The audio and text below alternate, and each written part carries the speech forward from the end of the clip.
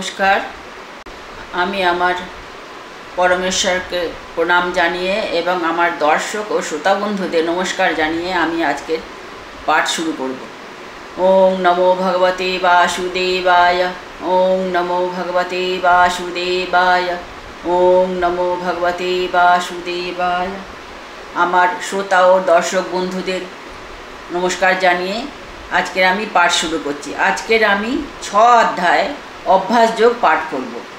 আগের পর্বে আমি 5ম অধ্যায় সন্ন্যাস যোগ পাঠ করে সমাপ্ত করেছিলাম। আজকের পর্বে 6 অধ্যায় অভ্যাস যোগ, বা এই অধ্যায়কে অভ্যাস যোগও বলা হয়, ধ্যান যোগও বলা হয়। কারণ এই অধ্যায়ে ধ্যানের অভ্যাস করতে বলা হয়েছে। ভগবান ধ্যানের অভ্যাস কিভাবে করতে হবে সেই বর্ণনা করেছেন। আগের 5ম অধ্যায় সন্ন্যাস যোগে ভগবান 27 এবং 28 নম্বর শ্লোকে সংক্ষেপে ধ্যানের উল্লেখ করেছিলেন এবং এই 6 অধ্যায়ে ভগবান ধ্যান যোগের বিস্তারিত আলোচনা করেছেন এবং তা কী করে অভ্যাস করতে হয় তাও বলেছেন। সেই জন্যে এই 6 অধ্যায়কে ধ্যান যোগ বা অভ্যাস যোগ বলা হয়। আমি প্রথমে 1 থেকে 12 নম্বর শ্লোক পর্যন্ত ছন্দে পাঠ করে নেব, তারপরে প্রতিটি শ্লোক পাঠ করে অর্থ বলবো। অভ্যাস যোগ। শ্রী ভগবান উবাচ অনাশ্রিতঃ কর্ম ফলং কার্যং কর্ম করোতি যঃ সসন্ন্যাসী চ যোগী চ ন নিরগ্নির্ন চাক্রিয়ঃ यं सन्नासमिति प्राहुः योगं तं विद्धि पाण्डव न ह्यसंन्यस्तसंकल्पो योगी भवति कश्चन आरुरुक्षोर्मुनिर्योगं कर्मकारणमुच्यते योगारूढस्य तस्यैव समः कारणमुच्यते यदा हिनेन्द्रियार्थेषु न कर्मसनुसज्जते सर्वसंकल्पसन्न्यासी योगारूढस्तदोच्यते उद्धरेदात्मनात्मानं नात्मानम् अवसादयेत् आत्मैव ह्यात्मनो बन्धुः आत्मैव रिपुरात्मनः बन्धुरात्मात्मनस्तस्य येनात्मैवात्मना जितः अनात्मनस्तु शत्रुत्वे वर्तेतात्मैव शत्रुवत् जितात्मनः प्रशान्तस्य परमात्मा समाहितः शीतोष्णसुखदुःखेषु तथा मानापमानयोः ज्ञानविज्ञानतृप्तात्मा कूटस्थो विजितेन्द्रियः युक्त इत्युच्यते योगी समलोष्टाश्मकाञ्चनः सुहृन्मित्रायुदासीन मध्यस्थद्वेषबन्धुषु साधुष्वपि च पापेषु समबुद्धिर्विशिष्यते योगी युञ्जीत सततम् आत्मानं रहसि स्थितः एकाकी जतचित्तात्मा निराशीरपरिग्रहः शुचौ देशे प्रतिष्ठाप्य स्थिरमासनमात्मनः नात्तुच्छ्रितं नातिनीचं चैलाजिनकुशोत्तरं तत्रैकाग्रं मनः कृत्वा जतचित्तेन्द्रियक्रियः उपविश्यासने जुञ्जाद्योगमात्मविशुद्धये। এই 12 নম্বর শ্লোক পড়ে আজকের পাঠ সমাপ্ত করছি। এরপর প্রতিটি শ্লোক পড়ে আমি অর্থ বলবো। শ্রী ভগবান উবাচ, ভগবান বলছেন অনাশ্রিতঃ কর্মফলং কার্যং কর্ম করোতি যঃ সসন্ন্যাসী চ যোগী চ ন নিরগ্নির ন চাক্রিয়ঃ। 1 নম্বর শ্লোকের অর্থ হলো, শ্রী ভগবান বলছেন কর্মফলের আকাঙ্ক্ষা না করে যিনি কর্তব্য কর্ম করেন তিনি সন্ন্যাসী, তিনি যোগী। যিনি যজ্ঞাদি শ্রৌত কর্ম ত্যাগ করেছেন এবং সর্ববিধ শারীরিক কর্ম ত্যাগ করেছেন তিনি নয়। ভগবান এখানে 1 নম্বর শ্লোকের বলছেন যে যিনি কামনা বাসনা ফল আকাঙ্ক্ষা ত্যাগ করে কর্ম করেন তিনি যোগী, তিনি সন্ন্যাসী। যিনি সমস্ত কর্ম ত্যাগ করে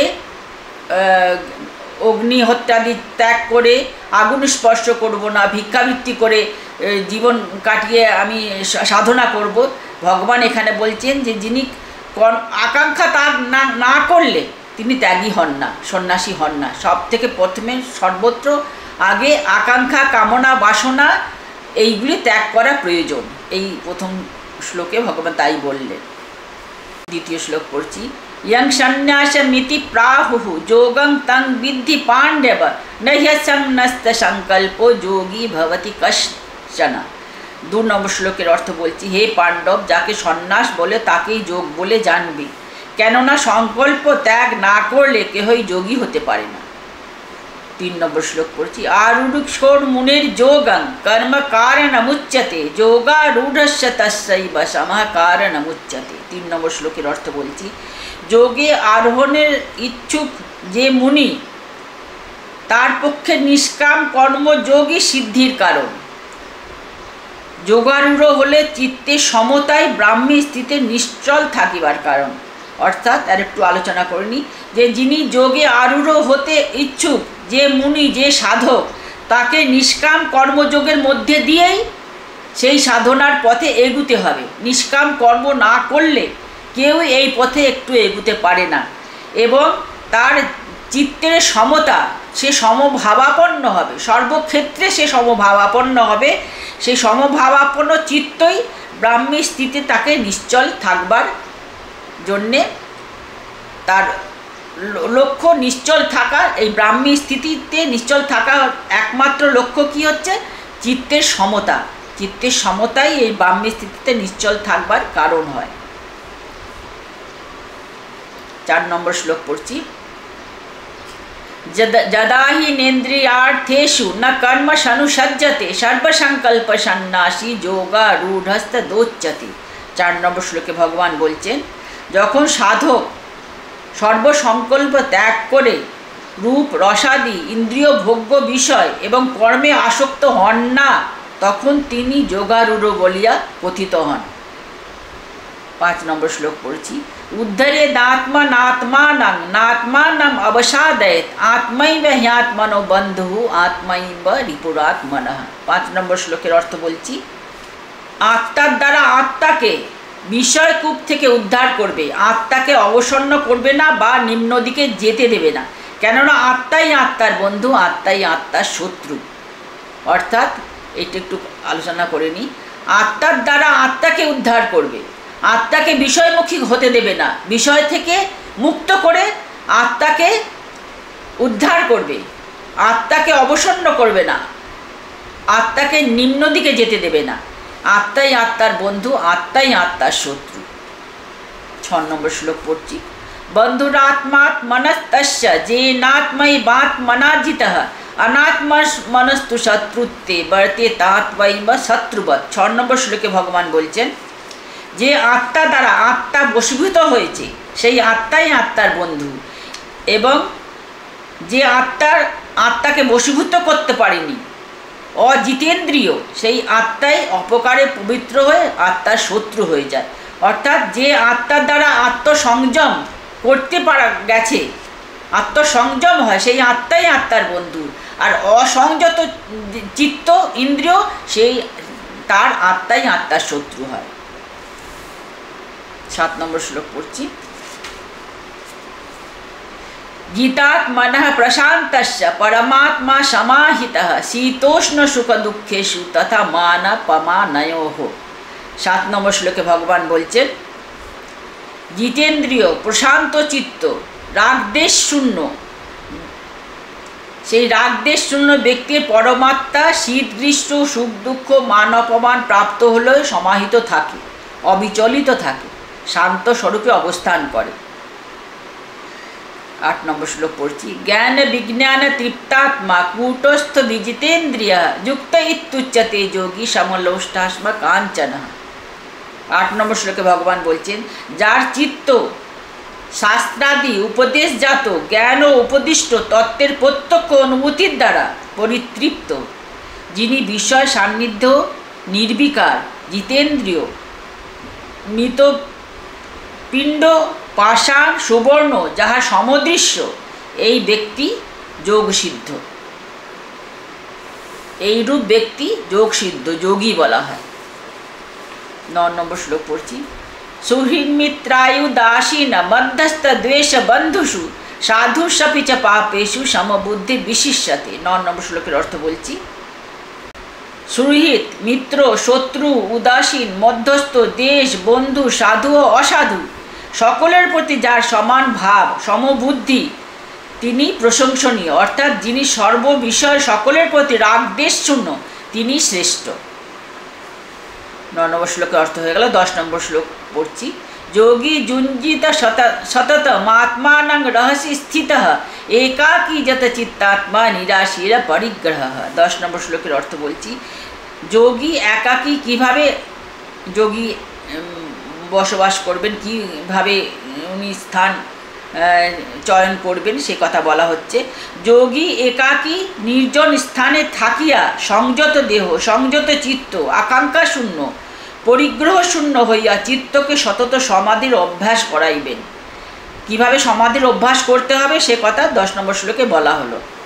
এবার কিভাবে আসন হবে সে কথা এর পরের শ্লোকে বলছেন। 11 নম্বর শ্লোক এবং 12 নম্বর শ্লোক একসাথেই পাঠ করব, তাহলে বোঝাতে এবং বুঝতেও সুবিধা হবে। শুচৌ দেশে প্রতিষ্ঠাপ্য স্থিরমাসনমাত্মনঃ নাত্যুচ্ছ্রিতং নাতি নীচং চৈলাজিন কুশোত্তরম তত্রৈকাগ্রং মনঃ কৃত্বা যতচিত্তেন্দ্রিয়ক্রিয়াঃ উপবিশ্যাসনে যুঞ্জা যোগমাত্মশুদ্ধয়ে। 11-12 নম্বর শ্লোকের অর্থ একসাথেই বলছি। কীভাবে আসন স্থাপন করতে হবে ধ্যান করতে বসার জন্য সেই কথা বলা হচ্ছে 11 এবং 12 নম্বর শ্লোকে। পবিত্র স্থানে নিজ আসন স্থাপন করবে। আসন যেন অতি উঁচু বা নিচু না হয়। কুশের উপরে অথবা ব্যাঘ্র চর্মের উপর বস্ত্র পেতে আসন প্রস্তুত করবে। সেই আসনে উপবেশ করে চিত্ত ইন্দ্রিয়কে সংযত করে মনকে একাগ্র করে আত্মশুদ্ধির জন্য যোগ অভ্যাস করবে। 11 এবং 12 নম্বর শ্লোকে বলা হলো কীভাবে আসন কীভাবে পবিত্র স্থানে অর্থাৎ জায়গা পরিষ্কার করে নিতে হবে এবং তার উপরে আসন কীভাবে স্থাপন করতে হবে। স্থান যেন অতি উঁচু বা নিচু না হয় এবং আসন পেতে সেখানে বসে চিত্ত সংযত করে ইন্দ্রিয়, মন এবং বুদ্ধিকে সংযত করে মনকে একাগ্র করে আত্মশুদ্ধির জন্য যোগ অভ্যাস করতে হবে। আজকের এই 11-12 নম্বর পর্যন্ত পড়ে আজকের পাঠ সমাপ্ত করছি। এর পরের পর্বে আমরা 13 থেকে 24 নম্বর শ্লোক পর্যন্ত আবার পাঠ করে অর্থ বলবো। এই অধ্যায় একটু একটু করে পাঠ করে অর্থ বলাই ভালো, তা না তো বুঝতে অসুবিধা হবে, অনেক কঠিন এই অধ্যায়গুলো। আজকে এখানেই সমাপ্ত করছি। নমস্কার। ওম নমো ভগবতে বাসুদেবায়। ওম নমো ভগবতে বাসুদেবায়। ওম নমো ভগবতে বাসুদেবায়।